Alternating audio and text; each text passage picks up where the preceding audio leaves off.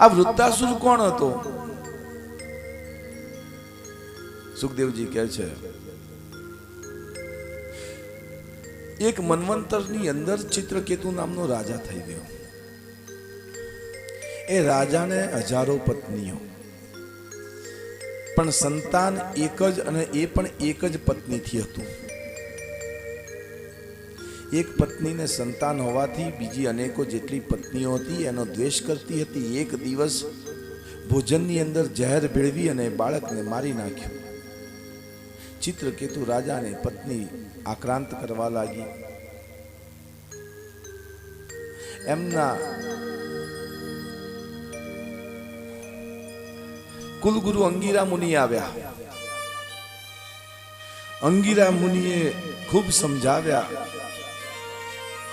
પણ ચિત્રકેતુ રાજા માન્યા નહીં.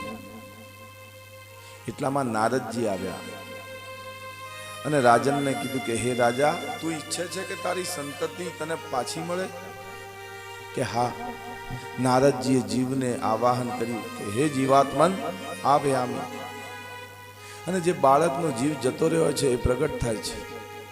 બે હાથ જોડી પગે લાગે છે. નારદજી કહે છે ભદ્રમ ભવ.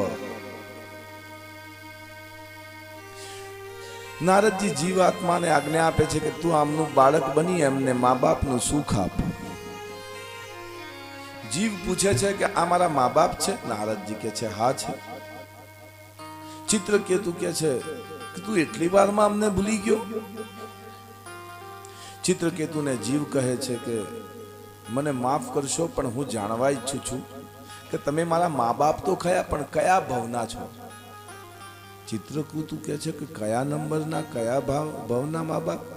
એટલે આ તો આ જ ભવ છે ને. આત્મા કહે છે મેં તો હજારો ભવ લીધા. કીડી, ભૂંડ, શુકર, બકરી, હાથી, કૂતરો, અનેક ભવ લીધા. તમે કયા નંબરના છો? ચિત્રકેતુને પોતે આત્મજ્ઞાન થાય છે. બે હાથ જોડી અંગીરા મુનિની માફી માંગે છે. અંતે ભગવાનનું ભજન કરતા કરતા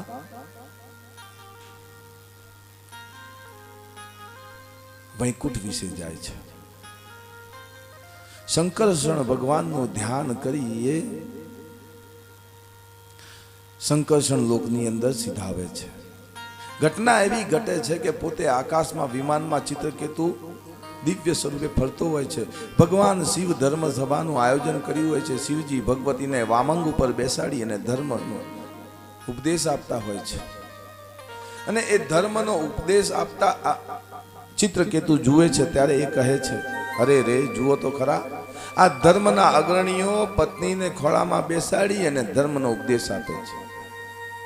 આ વ્યંગ શિવજીને પ્રભાવિત કરતો નથી, પણ ભવાની રૂષ્ટ થઈ જાય છે અને ભવાની આશીર્વાદ આપે છે. એ મૂળ, તું આ જગતના પિતાને જાણતો નથી અને વિકારની દ્રષ્ટિથી જુએ છે. જા, તું રાક્ષસ યોનિમાં જન્મ લે.